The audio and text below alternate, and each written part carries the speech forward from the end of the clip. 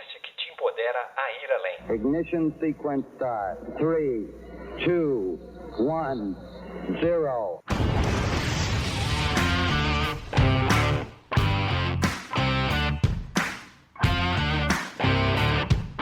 Olá, sejam bem-vindos ao Power Talks, o podcast que te empodera a ir além. E hoje nós vamos falar de um super assunto aqui que está bombando na mídia, que é a inteligência artificial e como ela está mudando o mercado de trabalho. Para você que é líder, gestor de empresa, eu trouxe aqui um convidado super especial, um cara que está em alta aí, sendo chamado para um monte de eventos, escrevendo um monte de artigo e que vai trazer insights bem bacanas sobre esse assunto. Quem está comigo hoje é o Cristiano Cruel, o pessoal chama ele de Cruel, ou Cruel, né? E ele é o Chief Innovation Officer da Startse, né? O CIO mais para inovação, chefe de inovação da Startse. Ele também escreveu o livro Organizações Infinitas, e aqui uma curiosidade que ele vai contar para a gente é que em 2021 ele já usou o GPT-3, né? Que é o cara que veio antes do chat GPT que está todo mundo falando, para escrever parte do livro dele. Seja bem-vindo aí, Cristiano. Olá, tudo bom? Tudo bom, Felipe? É um prazer estar aqui com vocês, dividir e falar, trocar ideias aqui sobre esse tema tão intrigante que me acompanha há muito tempo, mas agora realmente parece que ele atingiu aí todos os cantos do mundo, ou vai atingir todos os cantos do mundo. Vai ser muito legal a gente tentar esclarecer, entender os fundamentos e debater aqui que impacto isso pode ter em cada negócio, profissão, para todo mundo aqui que nos escuta. Obrigado por aceitar esse papo comigo. E vamos lá, fala um pouquinho sobre o que você toca aí de inovação para o pessoal entender, né, Cruel? Quem não te conhece ainda, né, talvez não seja desse mundo corporativo, esteja no evento ou não tenha feito um curso na Startse, fala um pouquinho aí do que você tem feito na Startse, enfim, para o pessoal entender um pouquinho o contexto. Muito legal. Então, talvez um pouco de contexto para quem escuta. A Startse é um business que é uma escola de novos negócios, tipo um business school. É mesmo, a Startse tem cursos online, presenciais, ela faz muitas imersões no exterior, a Startse tem operação no Brasil, ela tem operação lá na Califórnia, na cidade de Palo Alto, a gente tem uma operação lá no Vale do Silício, a gente tem posto avançado em Miami, Lisboa, Israel, na China. A gente tinha já 3 anos e pouco, e aí trancou por causa da pandemia, agora reabrindo também. Então a gente mapeia lugares no mundo assim. A Startse, então, é uma escola de novos negócios, pensa. Mas a gente gosta de se entender mais, Felipe, mais como talvez um ecossistema de novos negócios. A Startse vem investindo e adquirindo diversas empresas, e isso cria a nossa cabeça. Na verdade, a gente acha que todo mundo vai virar escola, tá? Todos os negócios para fora vão virar fintech e para dentro vão virar edtech. Então, nesse mundo de temas tecnológicos, transformações de mercado, novas práticas de gestão, é onde eu habito. E eu tenho o super desafio da temática de inovação, que no caso da Startse eu acho que ela tem uma dualidade, são duas perspectivas. A primeira eu também estou na trincheira dos negócios, que nem quem nos escuta aqui, como é que a Startse fica se renovando, se reinventando, inovando, para não ficar obsoleta, ok? Então, produtos, negócios, opções e tal. Mas, ao mesmo tempo, inovação está muito no tema que a Startse debate para fora. Assim, ela está muito quente, sempre contínuo para fora, né? Para a gente, inovação não é uma coisa, uma legalzice, uma coisa bacanice que tem que fazer agora. Ela cada vez se apresenta mais como uma necessidade dos negócios. Então, eu estou sempre muito interagindo com os clientes. O lado A, com grandes corporações, empresas estabelecidas que estão por aí, e do lado B, com o mundo startupeiro, insurgente, né? Pequenos que querem romper grandes negócios. Então essa é a minha vida aqui. Eu nunca sei se eu tenho o melhor ou o pior trabalho aqui na Startse, mas é muito divertido. Que legal, Cruel, deu para entender. Hoje a Startse, ela está com quantos colaboradores? Você pode falar esses big numbers só para o pessoal ter ideia? Sim, a Startse é uma operação de umas 200 e poucas pessoas aqui. Legal. A sede dela fica em São Paulo, de onde eu falo para vocês hoje, em Pinheiros. E ela sempre teve é uma empresa jovem, empresa de 6, 7 anos, né? E é uma empresa que escalou, cresceu muito, sim. É uma empresa que ela é muito interessante, porque é um ambiente muito fértil, até para mim, ficar aprendendo. Imagina a quantidade de contatos, trocas que a gente tem continuamente assim, né? Então a gente sempre teve essa característica um pouco global, talvez está escrito nas paredes aqui, em inglês. Aham. Go global or go home, que é mais ou menos, ou vai pro mundo ou vai pra casa, meu. Isso porque a gente nota que o mundo tá cada vez mais próximo, sabe assim? Antigamente o cara fala, não, o mercado lá, um cara em Israel fez uma coisa, o cara lá na Estônia fez uma coisa. Isso cada vez mais tu consegue trazer ou pra sua região. O Brasil é tão grande que é como se fossem vários paisezinhos dentro dele. E tem muita inspiração e tem muita sacada interessante que a gente acaba capturando, percebendo comportamentos fora do mundo também. Então a Startse é um time de 200 e poucas pessoas que vem crescendo aí nos últimos anos também, no desafio sempre de ficar nessa, de a nossa propósito, Felipe, é provocar novos começos. Não para ser uma frase rebelde, uma frase bonitinha embaixo lá do logotipo, mas porque a gente acha que adultos precisam ser provocados para aprender algo novo. E adulto é muito, por que eu preciso aprender esse negócio? Isso aí não é para mim, não é do meu setor, né? Então não, a gente gosta de provocar novos começos porque é uma coisa responsável. Quem é empresário hoje, quem é executivo, sabe que esta conversa de lifelong learning, aprendizado durante a vida inteira, não é uma conversa fiada. Os nossos antepassados, os nossos avós, bisavós, também tiveram que aprender durante a vida inteira, mas não na intensidade, frequência, amplitude e variedade de temas que nós, profissionais, agora estamos sendo desafiados a aprender. É verdade.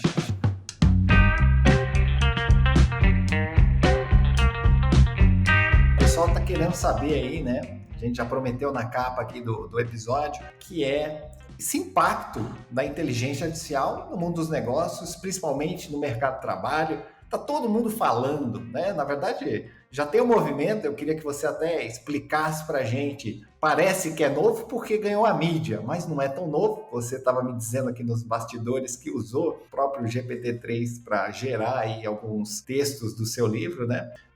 Mas antes da gente falar, tá todo mundo falando de inteligência artificial, tenta definir para a gente, pode ser? Para a gente colocar todo mundo aqui na mesma... né, na mesma visão do que é inteligência artificial, se existem diferenças, né? Não é um assunto tão novo.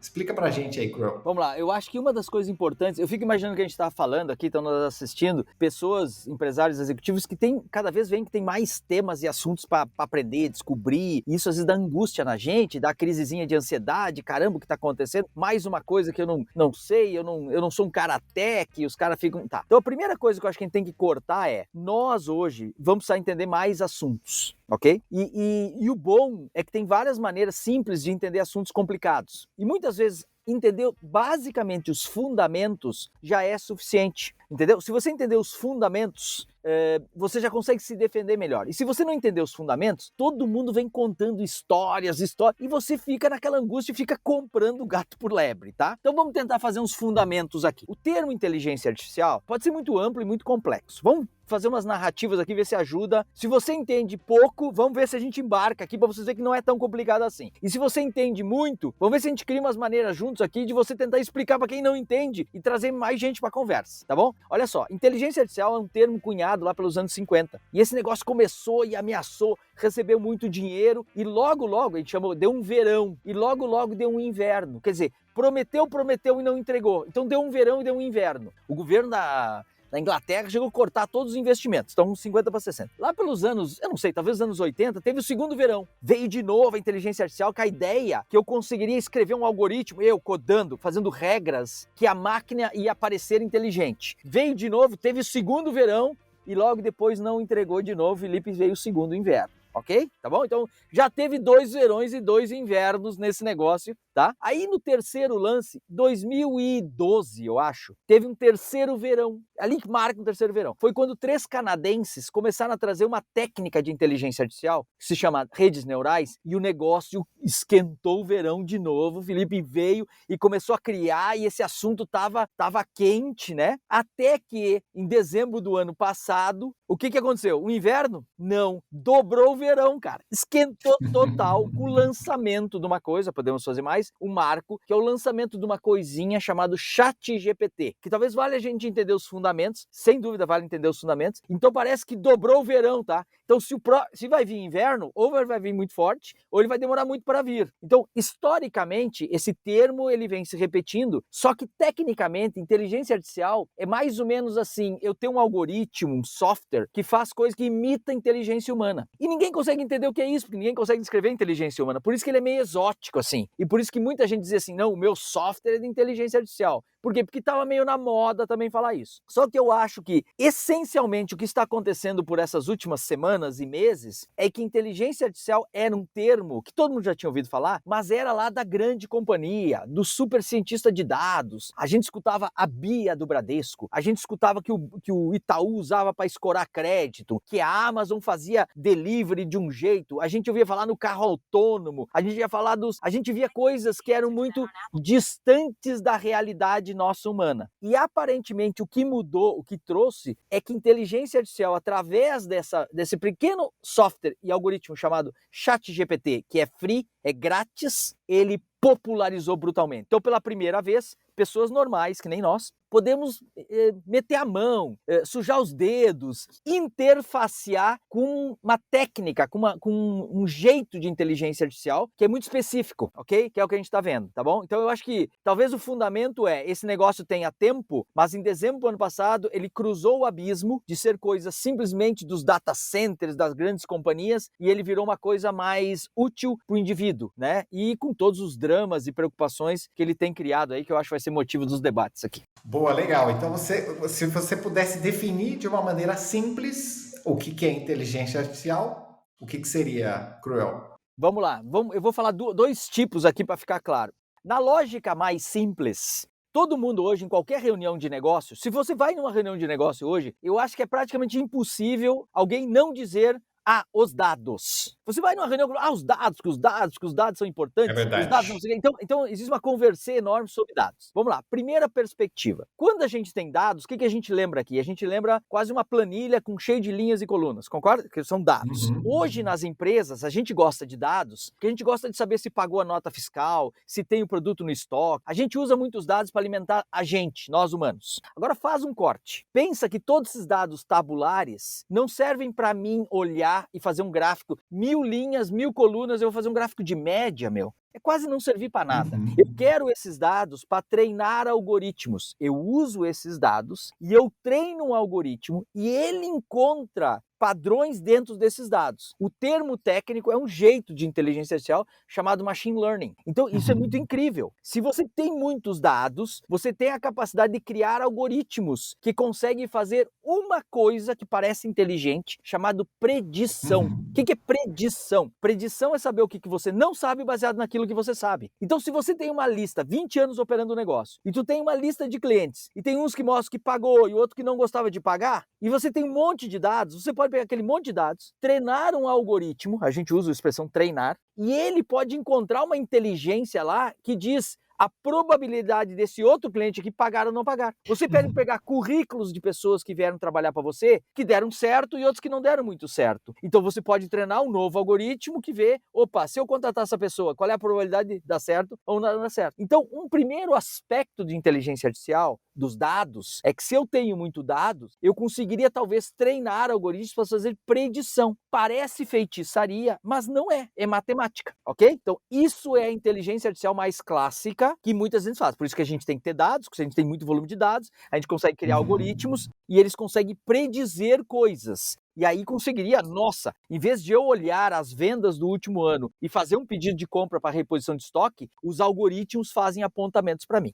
Esta é uma faceta de inteligência artificial, #machine learning. Eu tenho dados, treino algoritmos e os algoritmos fazem predições, ok? Isso está presente nos produtos que a gente usa o tempo inteiro, né? O iFood, o Uber, calcular tempo, etc.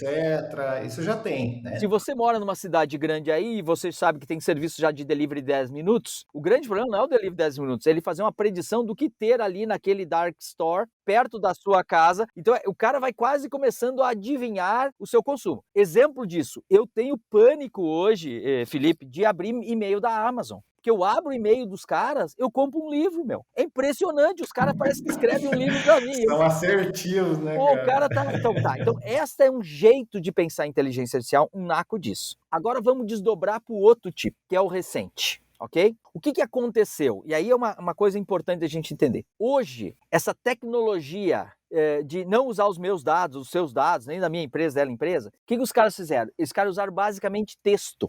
Então os caras leram texto, imagina o cara pegar o Wikipedia inteiro, PubMed, que é da área médica, Archive, que tem artigos científicos. Imagina o cara pegar livros, texto, só texto. E os caras pegaram aquele volume inteiro de textos e eles treinaram. Quando a gente diz treinou, é porque eu uso aquele texto para fazer o machine learning. Então eu pego esses textos e eu compilo tudo numa tecnologia nova, ok? Também de uma coisa chamada redes neurais, que é detalhe aqui, mas basicamente ela faz o quê? Ela faz um cálculo matemático de distanciamento de palavras. Então se eu disser assim, se todo mundo que está nos escutando conseguisse repetir em voz alta para nós o seguinte: o rato roeu a roupa do... Muitas pessoas iam completar, do rei de Roma, ok? As pessoas acham, não, mas por que as pessoas repetem? Ah, porque todo mundo conhece a frase? Não, porque é um cálculo matemático que você fez na sua cabecinha de distanciamento de palavras. Se vem a palavra A, B e a C, o que viria na D? O que viria depois? Se o cara falou X, Y, Z, o que viria depois? Isso é um cálculo matemático, é um cálculo probabilístico da próxima palavra. Isso tem um nome, chamado LLM, né? Large Language Models. Então olha que interessante, os caras criaram um algoritmo inteiro, que já existia há mais de um ano,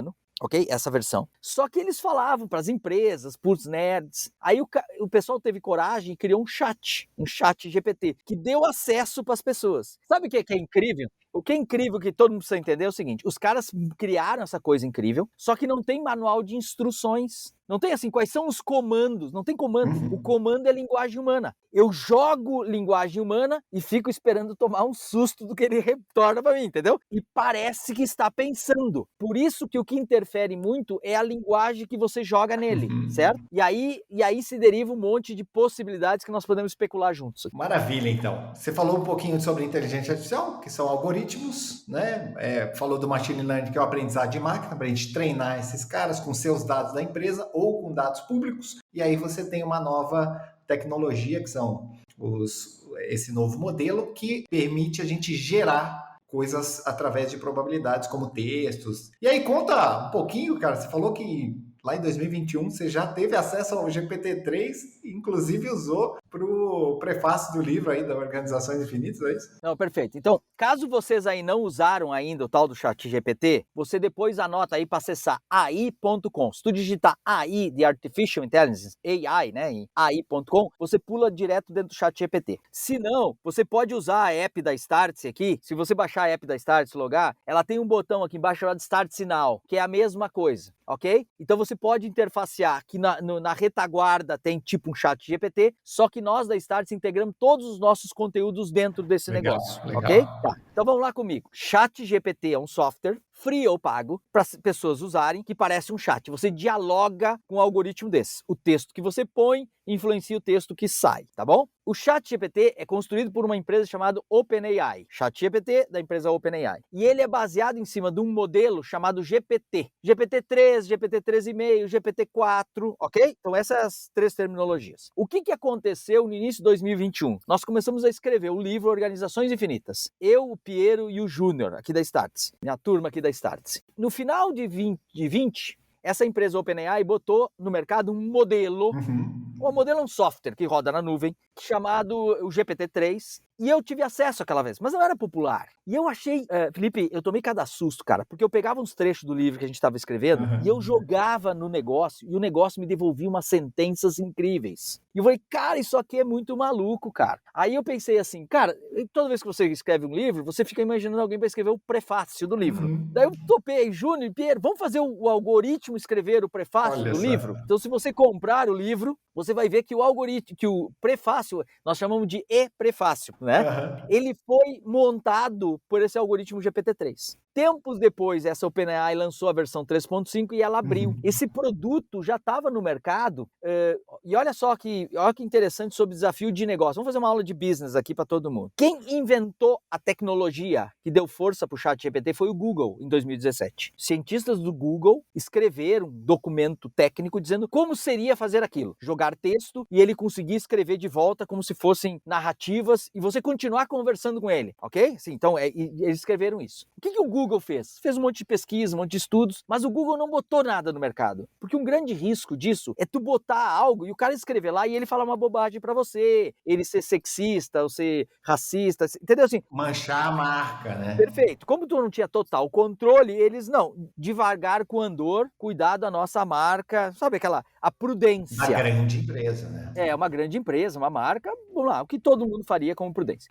Antes de lançar o ChatGPT, algumas semanas antes, parece que a Meta, o Facebook, também lançou um chat assim, ok? Então a tecnologia ela já existe. Existem várias coisas. Só que olha só, a Meta, o Facebook, é uma das empresas mais visadas hoje, concorda? Mais criticadas, com telhado de vidro. Então, o Facebook, Meta, quando ele lançou, eles botaram um monte de travas, Felipe, em volta, para o chat não, para controlar, se o cara fazer uma pergunta ruim não responde, se o cara fizer isso não vai e tal. Então, o que acabou acontecendo? Alguns brincam. O chat do Facebook ficou chato.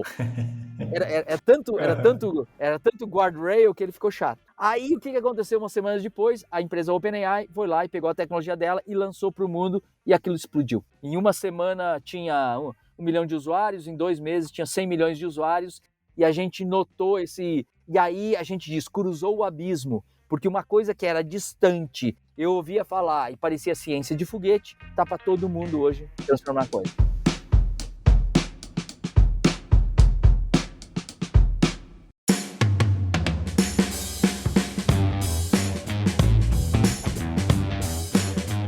Então vamos aqui, já começamos a falar sobre inteligência artificial, mas o tema aqui do episódio é o que está mudando no mercado de trabalho com essas novas tecnologias, que não são tão novas, mas agora estão disponíveis, estão sendo faladas, né? Porque estão rapidamente sendo usadas pelas pessoas e pelas empresas. E aí eu queria que você trouxesse uma visão do que você tem visto com essa explosão que aconteceu a partir de dezembro de 2022 aí, porque me corrija se eu estiver errado, mas não é só texto agora, tem tecnologias que geram imagem, gera vídeo, gera uma série de outros materiais e que estão códigos, né? Não são só texto de livro, mas códigos. Estão falando, eu vi uma matéria aqui que a Índia, acho que foi do Júnior até, um post dele falou que a Índia está prevendo o caos. 5 milhões de desenvolvedores vão talvez perder o emprego e tal, né? Então assim, está acontecendo uma série de mudanças. Eu queria que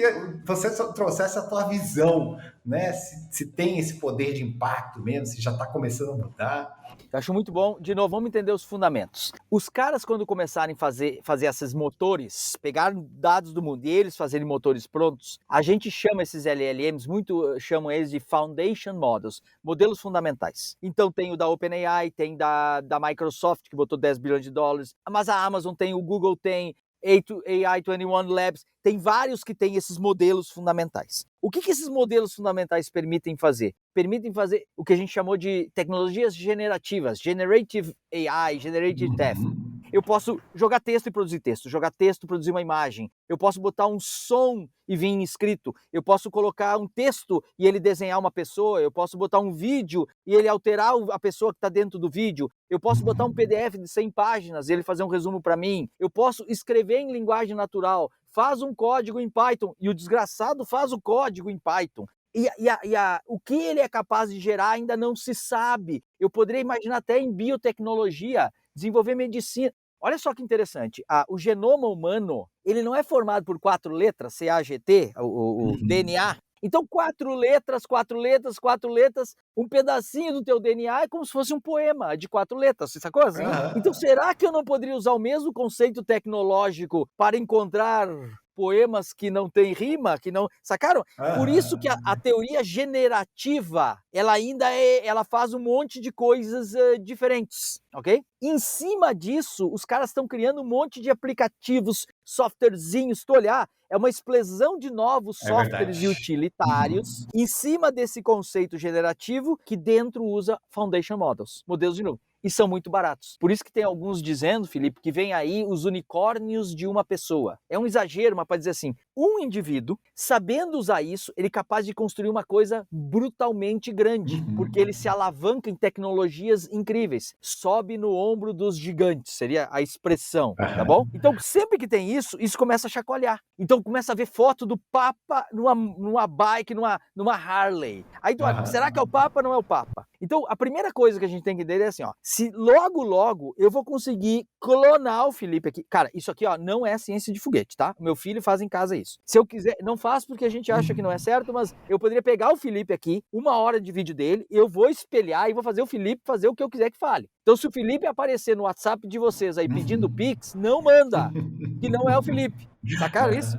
Por isso que eu tenho um ponto aqui. O mais arriscado de tudo isso é a ignorância humana. É a pessoa não entender, porque dela pode ser ludibriada. Por isso que eu acho que o problema não é bloquear, o problema é fazer as pessoas compreenderem. Eu sou coroa, Felipe, eu sou do tempo que um papel timbrado era sinal de autenticidade. O contrato tinha que ser no papel timbrado, tinha que ter um carimbo. Hoje isso não necessariamente mais é autenticidade, concorda? Então imagina que essas tecnologias generativas vão nos desafiando a encontrar o que é fato, o que é verdade e o que não é verdade. Como elas surgem quase que de repente, sempre em inteligência artificial existia uma tendência de polarização. De um lado, uns dizendo, nossa, é a invenção mais terrível, vai acabar com a humanidade. E do outro, uns dizendo, vem aí a maior era de desenvolvimento econômico da história, ok? É assim, sempre... Eu só acho que nós não podemos polarizar até essa coisa. Entre uma coisa e outra, existe um meio termo. Existe um meio termo aí, né? Eu vou dar um viés aqui, porque se você é empresário executivo, você nota que é mais fácil dar mais ibope, falar mal e criar medo. Dar mais clique, entendeu? Chama mais atenção a notícia ruim do que a notícia boa. O que eu acho importante, se você lidera uma empresa, é que a gente não pode deixar se criar essa ideia que ela, a tecnologia, versus nós, os humanos. Primeiro que nós somos os únicos bichinhos capazes de criar tecnologia. Então não tem nada mais humano que tecnologia. Tecnologia não faz mal para ninguém. Quem faz mal para alguém são as pessoas más, que eventualmente sabem usar bem tecnologia. Qualquer ferramenta, né? Qualquer coisa que pode ser legítima, né? O que eu acho que é um risco? Se eu ficar pintando que inteligência artificial é do mal, pessoas do bem não querem aprender o que é do mal. Então isso cria uma cultura refratária à descoberta, ao aprendizado. E aí os do mal vão aprender mais. Então deveria ser o contrário, os do bem tinham que aprender mais. Essa é a minha visão para isso, entendeu? Assim, E tem que ter prudência sim, porque se você abrir um átomo para ver o que tem dentro, pode explodir uma bomba atômica e morrer todo mundo, tá? Então, eu acho que tem que ter responsabilidade e prudência. E a maneira de fazer isso é ser mais responsável e aprender mais, não aprender menos. Então é menos pressa para julgar e mais paciência para aprender. Convoca seu time inteiro, faz todo mundo usar, faz todo mundo brigar, faz todo mundo chegar e dizer assim, faz uma linha na parede aqui, desenha o que pode acontecer de ruim, o que pode acontecer de bom. Como é que a gente se protege do que tem de ruim e como é que a gente alavanca o que tem de bom. E aí podemos falar de todas as profissões aqui, podemos especular o que pode acontecer ou não acontecer em torno disso. Então, na tua visão do viés é que tem sim seus riscos, mas a gente tem que experimentar, aprender e vai haver sim, na tua opinião, já está havendo uma mudança no mercado de trabalho, no mundo corporativo com essa popularização da inteligência artificial, é isso? Eu vou dar um exemplo para vocês aqui. Fica imaginando, eu vi que logo no início da saída do ChatGPT, todas as escolas públicas da cidade de Nova York cortaram acesso. Isso. A gente vê os professores hoje olhando e dizendo, caramba, isso aqui não dá, os alunos estão ficando preguiçosos, tá? Então agora eu vou criar uma segunda perspectiva pra gente, que é o único exemplo aqui, porque eu nunca gostei de literatura, até porque eu tive que fazer resenha do livro Dom Casmurro, do Machado de Assis, tá bom? Mas hoje eu tô apaixonado por Machado de Assis. Olha só, o professor pode dar um dever de casa pro aluno, dizer assim, faça uma resenha do Dom Casmurro. Casmurro. Ele vai pegar no chat GPT e faz uma resenha de Dom Casmurro. Mas ele vai dizer assim, faça uma resenha de Dom Casmurro. Imagine que você é um jovem estudante de uma escola pública no interior do Rio de Janeiro e você quer fazer uma resenha do Dom Casmurro, não é? Faça uma resenha do Dom Casmurro. Tem todo um contexto, né? Quanto mais você colocar, mais o algoritmo de distanciamento de palavras vai fazer coisa diferente, tá? Tem professores que vai achar isso uma barbaridade, o mundo tá perdido. E eu vou dizer para esses professores, se você quer testar conhecimento assim, coloca eles dentro de uma sala e faça um teste aleatório só para ver quem testou e quem entendeu a literatura de Dom Casmurro. Tá. Agora, se eu sou um professor de literatura que estou entendendo o novo tempo e eu tenho uma molecada na minha frente que não tá afim de ler e não gosta, o que eu faria? Eu faria meio assim, se eu perguntar qual é o melhor livro de Machado de Assis, concorda que é uma pergunta que não tem resposta certa? Qual é o melhor livro de Machado de Assis? Se tu procurar no Google, vai vir como resposta um link apontando para uma pesquisa de um artigo de alguém falando que é Dom Casmurro. Uma referência, certo? Ou se não, alguém que fez uma pesquisa e apontou isso. Mas é uma pergunta que a gente chama de Nora. No one right answer. Não tem uma resposta certa. É que nem eu perguntar para você, qual é a capital do Brasil? Ah, Brasília. Mas se eu perguntar, qual a melhor capital do Brasil? Daí, veja bem, cada um tem a sua. Agora, eu poderia perguntar para um algoritmo de distanciamento de palavras, um LLM, um Foundation Model, um GPT alguma coisa, através de um chat GPT. Eu poderia dizer assim, eu tenho 54 anos, eu adoro isso, adoro aquilo, não gosto disso, não gosto daquilo. Qual a melhor capital do Brasil para mim? Ele personaliza, né? Então, talvez como professor de literatura, talvez eu pudesse dizer assim, alunos, vamos fazer um teste diferente? Todo mundo aí agora com o chat GPT.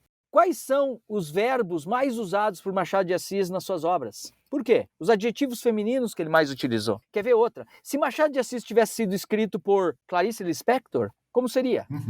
Se Machado de Assis tivesse nascido em Recife, não no Rio de Janeiro, o que seria diferente no Dom Casmurro? Isso são perguntas que nunca poderia ter que fazer para ninguém e que agora tá. O apelido de Machado de Assis era o Bruxo do Cosme Velho. Esse era o apelido dele. Se eu fosse um professor de literatura hoje, eu ia chamar a meninada e dizer assim, ó, vamos escrever uma letra de hip hop como se fosse o Bruxo do Cosme Velho. Você entendeu o que eu tô fazendo? Eu tô refazendo. O chat GPT na versão nova mostrou nos testes de OAB lá nos Estados Unidos, na OAB equivalente dos Estados Unidos, a versão anterior aplicaram o teste pro algoritmo e ele ficou colocado entre os 10 piores, no percentil dos 10 piores do teste. A versão nova ficou entre os 10 melhores. Aí o cara pensa assim, caramba, isso aí vai tirar o trabalho do advogado, pensa assim, tá? Eu acho que não, viu? De jeito nenhum, Felipe. O que vai acontecer é que talvez a OAB vai ter que mudar o jeito que ela afere conhecimento. E o que a gente vai ver é que atividades de cognição curta e não sei o quê, as máquinas vão... Eu penso assim, é mais provável que um advogado que entenda a inteligência artificial tire trabalho de um outro advogado que não entenda, do que inteligência artificial tirar o trabalho de uma profissão. Então eu acho que, de maneira geral, muitas profissões e trabalhos funcionais nas empresas são dos colarinhos brancos, que a gente chama. Pessoal de escritório, trabalha com texto, temas, vê, pesquisa, né? O que tem gente que vai ver isso e vai ser refratário e vai ficar com medo. E tem gente que vai abraçar. Quem abraçar vai entender novas possibilidades. Por isso que eu acho que um dos maiores riscos é não aprender. Legal. Cruel, agora, assim, nessa perspectiva, então você está falando que vai ter oportunidade, né? Que a inteligência artificial é uma ferramenta como tantas outras, que tem um poder incrível, mas olhando agora a gente está falando para gestores aqui. Nós sabemos que gestores, líderes de empresas, eles querem maximizar o resultado das suas empresas, né? Eles querem diminuir o custo, eles querem aumentar a produtividade. Isso sim, a gente sabe que quando tem camada de gente, a gente precisa investir em uma série de outras coisas que aumentam o custo da empresa. Você não acha que, por esse interesse legítimo dos gestores procurarem o máximo de resultado, produtividade, isso não traz ameaças no trabalho? Eu acho que traz, é um dilema social que a gente tem sempre que vem revoluções e novas maneiras de fazer coisas. Tem várias perspectivas para isso. A mesma pessoa que julga alguém que buscou eficiência e eventualmente causou isso. Sabe que um dilema social que eu vejo é algumas pessoas podem aprender essas tecnologias e ter saltos de performance, enquanto outras existe quase um achatamento de performance. Então, isso é um risco social que eu vejo, é o distanciamento entre as pessoas. Por isso que eu incentivo tanto na curiosidade de aprender. Para mim, não tem nada pior do que a ignorância. Certo? Tá. Agora, existe uma faceta real que é assim, as mesmas pessoas que condenam alguém lá, que está buscando eficiência no seu negócio, maximizando o resultado, automatizada, é a mesma pessoa que não topa pagar mais 10% por uma coisa. Ela também quer, entendeu? É a mesma pessoa que quando decide, Sim, pensa no ela está bolso dela. pensando em comprar um serviço mais barato, um serviço melhor. Também tem isso. Então, um dos dilemas da vida, dos negócios, da vida real, eu acho que não é a tecnologia, para mim, que causa desemprego. Para mim, o que causa muito desemprego é falta de clientes. Então, assim, quando uma organização perde performance e ela não vira uma oferta interessante, coerente e interessante para os outros tendem a abandonar ela. Isso funciona para o mercado privado e para o mercado público, entendeu? Isso também acontece para o mundo público, assim, até que ponto a sociedade está disposta a pagar aquilo, concorda? Assim, então, isso é um desafio de performance, de gestão e de igualdade, sei lá, de alguma maneira, é isso que está em jogo. Então, eu acho que sim, isso é um dilema, né? Você sabe que existe um cara chamado Andrew Yang, dizem que ele foi candidato ao governo dos Estados Unidos, é ele que defende o que chama como é que ele chama? A expressão que ele usa é o dividendo da liberdade. Mal comparando, não é para comparar, né, nesse negócio como é que ele chama? UBI, renda mínima universal. Ok? Segundo ele, a velocidade de mudança vai ser tão grande que é mais coerente, em vez de proibir o desenvolvimento tecnológico, é melhor favorecer e criar um novo mecanismo de reinclusão. A lógica dele é dar $1.000 para cada americano maior de 18 anos. Redistribuição, $1.000, tá? $1.000 para todos, tá? Não é um serviço social que aquele que precisa ganha, aquele não. Os $1.000 é pro mendigo e pro Bill Gates. Essa era a tese dele. Então eu acho que nós vamos ter que encontrar como sociedade outros mecanismos de fazer isso. Recentemente, teve uma petição criada por grandes pensadores que pediram para bloquear o desenvolvimento científico de inteligência artificial. Viu isso, Felipe?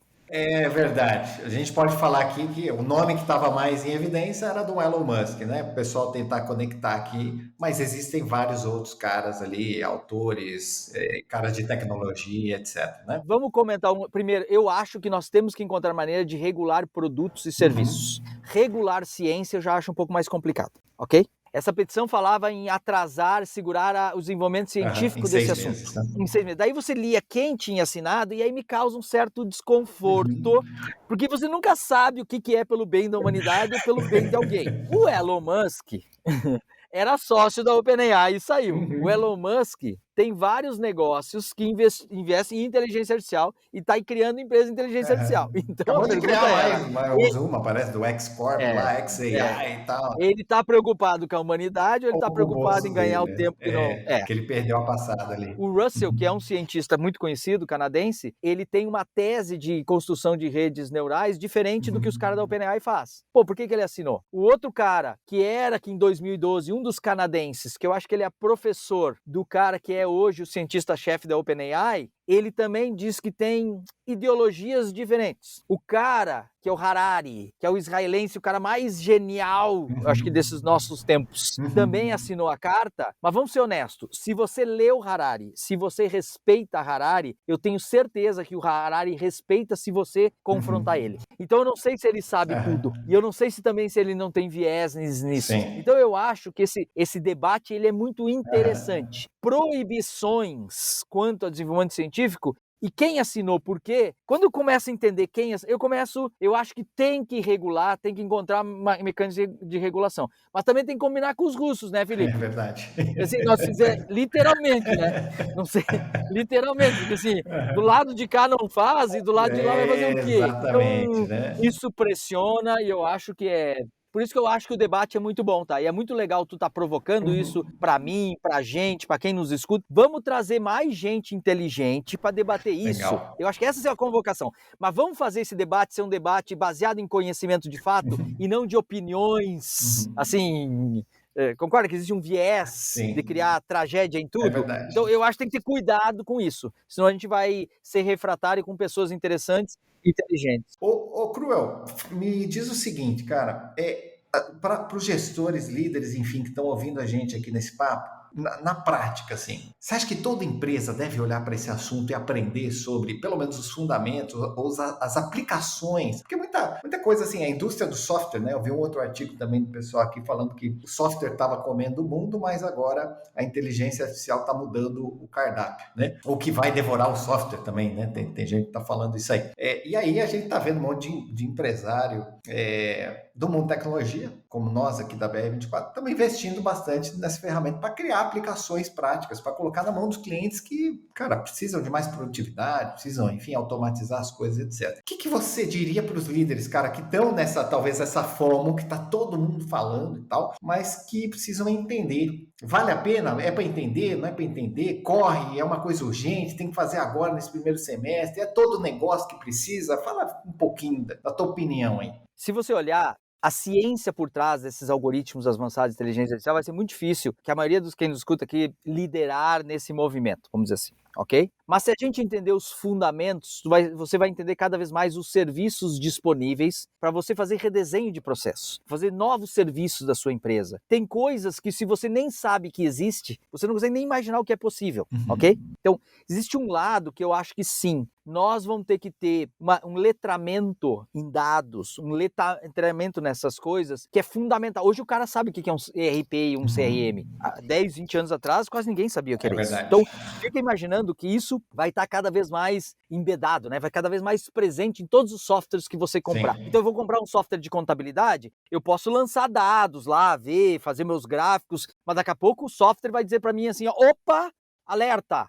Eu acho que em 23 dias vou ter problema de furar a caixa. Não, mas como é que ele fez isso? Com predição, com todos os históricos que tem aqui. Então, eu acho que isso vai estar mais presente nos serviços digitais, ok? Então, por um lado, eu acho que não tem alternativa. Seja você empresário executivo, não interessa a função, o tempo de empresa, o histórico, você tem que entender os fundamentos, senão você não vai entender mais nada. Ponto, minha opinião. Segundo ponto, agora pense em times, não pense em nada tecnologia específica. Nesse momento, imagina alguém que trabalha no seu time e não sabe mandar e-mail e não sabe o que é a internet. É difícil fazer parte, concorda? Com certeza. Já tem uma dificuldade. Ele não tem um letramento digital mínimo. Isso já é um problema. Então, olha só. O que essas ferramentas estão trazendo é que, em vez de tu fazer um buscar no Google, você está fazendo um prompt, esse é o termo que a gente usa, nessas ferramentas. Comando, né? Você joga textos, linguagem natural, linguagem humana, e ele extrapola textos. Então, olha que interessante. A ciência está na pergunta. Sabe que o Vitalik Buterin, o cara que criou o Ethereum, para quem é de blockchain, nesse mundo, então. ele disse assim, eu vejo para o futuro 10, 20 anos, talvez ele errou no 10, 20 anos, ele disse assim, eu vejo o flow sendo assim, o humano pede o que quer, solicita. A inteligência artificial fabrica. E o humano debuga. Debuga é o termo de filtra, vê se está certo, não está certo. Revisa, enfim, né? Então, a força está na capacidade de imputar para pedir e na capacidade de ter senso crítico na saída. O que responde não é verdade. Então, para mim, o segundo aspecto é que sim, todo mundo na sua empresa devia ter letramento em prompt, entender essas ferramentas. Logo, fica imaginando, vocês viram o anúncio do novo Office da Microsoft? Fica imaginando quantas pessoas hoje trabalham na frente de um Excel ou de uma planilha eletrônica. Quantas vezes o cara vai, liga, coluna, faz vírgula, igual. É o copiloto, né? O copiloto. Olha que legal, ele chamou de copiloto, não de piloto. Legal, hein? Copiloto. Então imagina que o cara que leva não sei quanto tempo para fazer uma planilha, para tirar um dado, imagina que o cara vai escrever, faz uma planilha com custo, dizendo, vê os 3 principais clientes. Se eu fizesse uma oferta de 20% menos de preço para esses clientes, qual seria uma predição de venda? Imagina que vai se tornar isso assim. Então, eu acho que vem aí uma nova literacia básica para trabalhar em empresas, trabalhar em escritórios de empresas com informação, que navega por prompt engineering, engenharia de prompt, é uma saber pedir. E se você olhar, eu tive que aprender a mexer no mouse, eu tive que aprender a abrir e fechar a janela, dar C D2 pontos, usar DOS, ligar o micro-ondas em casa. Concorda que tudo são tecnologias que eu tive que aprender a interfacear com elas? Até um tempo atrás o pessoal colocava no currículo, sei de pacote Office, sei navegar na internet, não é? Tinha isso, né? Quer ver para quem não usou isso? Você falou uma coisa muito legal, não é só jogar texto e ver texto. Hoje já tem ferramentas que você vê em texto e vê imagens, ok? Olha como é interessante a força da pessoa humana nesse contexto. Eu posso chegar lá numa ferramenta, um Midjourney, um DALL-E, que são essas ferramentas, e escrever assim, desenha um índiozinho da Amazônia para mim. Eu aqui, tá? Ele vai lá e puf, pop-up, dá um índiozinho bonitinho lá, tá? Legal. Agora, um cara que entende de Amazônia, entende das coisas, um cara que é fotógrafo, talvez ele diga assim, desenhe um índio da Amazônia em que no cocar dele é a pena, e ele diz o nome de um passarinho lá da Amazônia que ninguém sabe o que é. Aí ele põe ponto e vírgula, com a tom alaranjado do capu, daí ele bota o nome de uma fruta que tem na Amazônia, eu nem sabia que existe. Aí ele vai lá e bota ponto e vírgula, Canon, não sei o quê. A lente X e tal, né? A lente fotográfica. Tu tá vendo que o cara, ele tá sofisticando o prompt. Por isso que não é assim, é pra qualquer um. Quem tiver repertório, quem tiver diálogo humano, vai conseguir extrair dessas ferramentas muito mais coisas. Então, de novo, não tem uma minimização do humano, tem uma valorização das pessoas que entendem e têm repertório ampliado. E se o negócio cuspir de volta uma bobagem, tu tem senso crítico para dizer, está errado? Tudo que falar não é uma verdade, é uma probabilidade, aquilo é um gerador de hipóteses. A chance de ele, porque ele está inventando para te ajudar, certo? A chance de ele derrapar na curva é grande, né? Mas não, dele alucinar, é o termo que a gente usa, né? Eles alucinam. Só que o fato dele alucinar não quer dizer que ele não pode ser útil. Só que você tem que ter senso crítico. Quem não tem senso crítico vai criticar sem entender, ou pior, vai usar como uma verdade e pode se dar mal.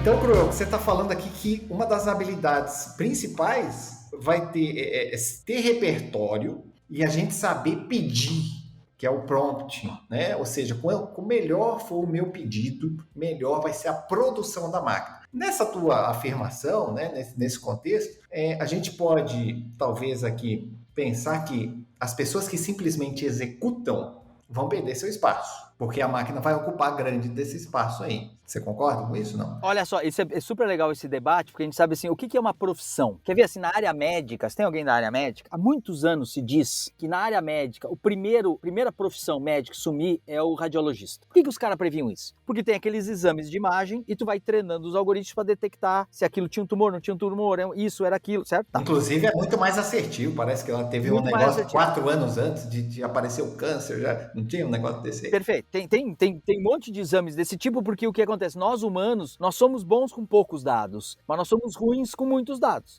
As máquinas, ao contrário, eles são ruins com poucos dados e bons com muitos dados, em tese, tá? Mas pensa assim, aí um cara fez o estudo seguinte, uma atividade, um radiologista, e o cara falou assim, 37 atividades fundamentais, você tem uma delas, o algoritmo consegue fazer substituição. As pessoas confundem automação de tarefa com automação de profissão. Se a sua profissão é um conjunto de tarefas sequenciais repetitivas de cognição curta, você já tem um problema profissional, eu diria assim. Você já tem um problema profissional. Você está fazendo um trabalho de uma máquina, entendeu?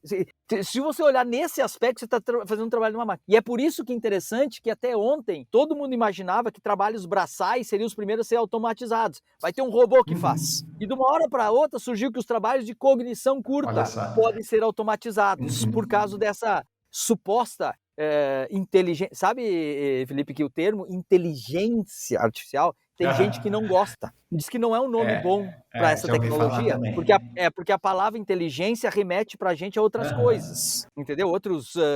Pensa em amigas inteligentes que vocês têm. Faz uma lista por que você acha as pessoas inteligentes. Você vai ver vários comportamentos lá que não necessariamente são o que a máquina consegue fazer. Só que eu acho que inteligência humana é uma coisa diferente disso, minha opinião, tá? Assim, ó, quer ver a melhor explicação para mim? Quer ver como o que nós somos como humanos é diferente do que essa máquina faz? A melhor pergunta é a seguinte: você já fez algo por amor? Se você já fez algo por amor, então não foi muito inteligente. Entendeu? Nós temos essa capacidade fantástica de fazer coisas que são maravilhosamente burrinhas e dão nó nas coisas. Então eu acho que o tema inteligência, consciência, sentimento ainda está numa barreira mais distante. Atividades repetitivas, predições, quantidade de elaborar textos, fazer simulações de difusão com imagens, nós vamos ver as máquinas fazendo mais. Então nós vamos ter que, sei lá, eu fico imaginando, quando Corel Draw, falou em desenho, quando Corel Draw, Photoshop surgiu, caramba, vai acabar com o emprego do designer. Então, assim, sempre que vem uma coisa dessas, surgem eventuais ameaças. Para mim, a ameaça real é de quem parar de aprender. E que dicas que você pode dar, Cruel? Eu acho que o papo está interessante aqui, principalmente para os gestores, né? Entender um pouquinho mais dos fundamentos, dos impactos, né? Da necessidade de aprender. E que dicas que você pode dar para o pessoal que está agora ouvindo a gente e que ainda não mergulhou nisso, né? Vamos papo reto de executivo para executivo aqui, empresário, tá? Eu acho que o tema reto, assim, sempre existe um risco de uma coisa nova. Você não sabe se isso é uma distração ou pode causar uma disrupção. Concorda? Estou perdendo tempo com isso ou esse negócio pode me pegar e eu perdi o tempo para isso. Você tem que separar quanto que é o tempo mínimo de esforço e recurso que você deveria empregar na descoberta desse assunto. Eu acho que tinha que convocar a empresa inteira e dizer, olhem o que a Startse fez quando esse negócio já era da nossa agenda, isso, por causa dos temas e tudo. Aqui na Califórnia, os chineses usam, sim, cara, os israelenses, Israel, os caras comem inteligência artificial com farofa, tá, Felipe? Sim, não é aqui a conversa, é aqui. Então, o que nós fizemos aqui? Todo mundo na Startse, todo o time da Startse foi desafiado a fazer o curso da Startse. Ponto 1, era quase obrigado, que ninguém pode ser obrigado, mas era recomendado, que era assim, ó, isso é pro bem de todos nós, ok? Criamos um programa interno chamado Incentiva AI, que era AI by Design, que era o seguinte, todo mundo aqui entendendo essas ferramentas generativas, que pode ser divertido, entendeu? Se divertir. Toda vez que surgir um problema de negócio, tem que começar resolvendo com o IA. Que legal. Olha só, pintou problema, como é que eu resolvo com AI? AI ou IA, né? AI em inglês, IA em português. Como é que eu resolvo com isso? Cara, isso começou a intrigar. Não é que as pessoas conseguiam, mas ficou todo mundo catando. Começa o time mais tech e nerd e depois popula para todo mundo. Entendeu? Assim, e isso virou uma cultura aqui dentro. Tá todo mundo pensando nisso. Que legal. E isso tá provocando e criando um senso de curiosidade. Isso cria um senso também assim, ó, que legal trabalhar aqui, a minha empresa tá ligada, entendeu? A minha empresa tá esperta, eu tô aprendendo, eu tô me desenvolvendo, eu tô me desafiando, pode no início ser meio assim, não é pra mim e tudo, mas cada vez elas estão mais acessíveis, elas são menos pro nerd e mais para pessoas normais. Exemplo aqui, o Pimenta do nosso marketing fez isso, gravamos um podcast imenso com o time da Califórnia, quando encerrou, foi processar, viu que tinha vazado um microfone, não sei como tinha escapado, o que aconteceria antes? Vamos marcar de novo, vamos gravar de novo, vamos... isso que seria o natural, né? Falei, não, cara, AI by Design, é o que a gente chama aqui, tá? AI by Design eu começo resolvendo, me alavancando com IA. Catou, claro que achou uma ferramenta que edita o áudio, o vídeo, não sei o quê, ficou melhor que o original. Então, estas conquistas são conquistas de cultura. Estamos criando, não interessa o tamanho da sua companhia, não interessa o que ela faz. Eu desafiaria vocês a entender mais os fundamentos, porque isso vai estar mais embedado nos softwares, mas eu incentivaria você a incentivar toda a sua turma serem os melhores da sua indústria no uso de Generative AI e Generative Tech para os problemas dele. O que você vai fazer com isso? Não sei, o teu time vai ter que responder. Que legal. Então nem centraliza, você coloca na mão, assim como o OpenAI fez, coloca na mão e só incentiva. Você vai sentir que vai ter pessoas que vão ficar refratárias com medo e achando que não é para elas. Tem gente que vai se atirar. Vai ter gente que vai se sentir frustrado no início e depois vai se descobrir, entendeu? Porque existe um preconceito enorme que tem gente que não entende de tech.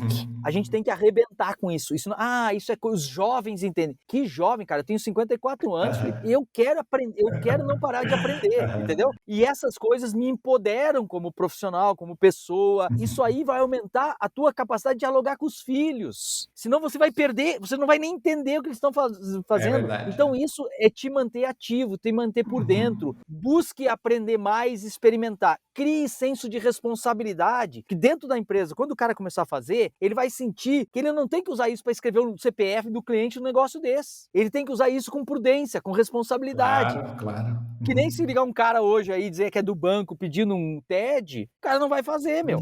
Então assim, tu tem que criar senso crítico. Vai educando ali também, né? É um jeito de educar, é o jeito de minimizar riscos e potencializar valor. E, Cro, teve alguma coisa legal aí nessa iniciativa de vocês, do AI by Design, compartilhamento de cases, conversas em grupo, que ajudou aí a desenvolver essa cultura? Não, tecnicamente vou falar uma coisa aqui, o Pierre, nosso CEO, fez uma coisa que foi divertida no início, mas pegou basicamente o que ele fez. Nós usamos Slack aqui, o ambiente nosso, o Slack. A gente criou um canal no Slack, uma rede social interna, né? Para quem não conhece, chamado Incentivo AI, e era todo mundo sendo desafiado a criar solução com isso. Toda sexta-feira a gente elegia os melhores 3 projetos e Pix na conta de legal, presente. Cara. Então a gente gamificou. Aquilo começou divertido, engraçado, e ele começou a pegar. Então se você vai num curso da Startse hoje, o PO, o cara que é responsável pelo produto, vários, a introdução, a apresentação do curso já era um avatar treinado fazendo aquilo. Que legal. Isso começou a acontecer, tá, Felipe? Bem ao natural. As pessoas foram instigadas, elas foram desafiadas, entenderam as ferramentas. Nós, gestores, nós somos treinados com um martelo, cara, e tudo é prego. Pois é, meu recado hoje é o seguinte, hoje tem martelo, tem chave de fenda, tem broca, furadeira, tá certo? Nós precisamos entender mais ferramentas que nós vamos entender melhor aplicações em contexto. Tecnologia deixou de ser um departamento de uma empresa para virar um conceito transversal. Todo mundo na sua empresa precisa ser tech. Nem todo mundo vai codar e desenvolver, mas todo mundo vai entender o uso de ferramenta. Eu apostaria que essa é não é uma aposta, tá? Assim, tecnicamente todo mundo que nos escuta, pessoas adultas, sabe que o futuro vai nos cobrar. Para finalizar, eu gosto muito, assim, antes da sua mensagem final, obviamente, mas eu queria que você desse algumas dicas, cara, de cursos, livros, podcasts, enfim. Você quer Startse, cara, eu tô levantando a bola aqui, né, porque a Startse tem muita coisa boa aí, mas o que você indica aí para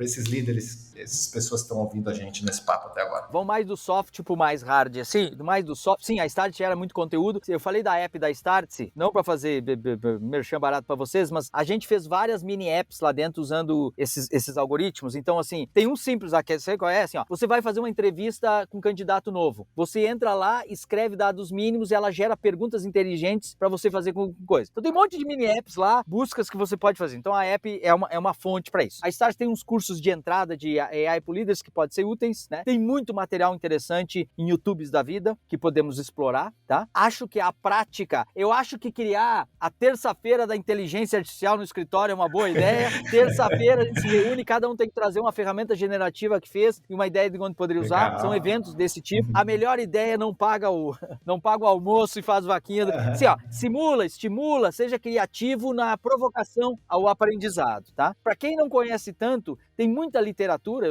eu vivo esse mundo há muito tempo, né, Felipe? Mas uma das coisas que talvez, se você não se acha muito por dentro disso, e o tema é muito técnico, e tem muitos livros que são muito técnicos, tem um livro que já tem de vários anos, que se chama Máquinas Preditivas, legal. Ok? É um livro escrito por economistas e eles trazem uma perspectiva de fundamentos de inteligência artificial que eles podem ser úteis. Então, se me perguntar assim, cara, eu não conheço muito, eu sou um executivo, eu sou empresário, por onde eu não tenho um livro aí? Eu diria, talvez, Máquinas Preditivas na temática de IA, né? O nosso livro Organizações Infinitas, semana passada, bateu o 2º livro mais vendido no Brasil em área de legal, negócio. Parabéns! Show de bola. É legal. A gente tem que celebrar também quando dá um pouco certo, né? Ele tem muito isso dentro dele. Dentro do livro, a gente cravou o que a gente chama de 20 códigos secretos para as empresas que tendem a viver mais que as outras, ok? Um desses códigos secretos, nós chamamos de arquiteturas e algoritmos, que é esta conversa aqui, legal. Tá bom? Mas ele é um livro generalista de business. É um livro generalista de business, não é sobre o tema. Máquinas Preditivas talvez seja um livro, já tem alguns anos, mas ele talvez seja uma entrada boa nesse tema.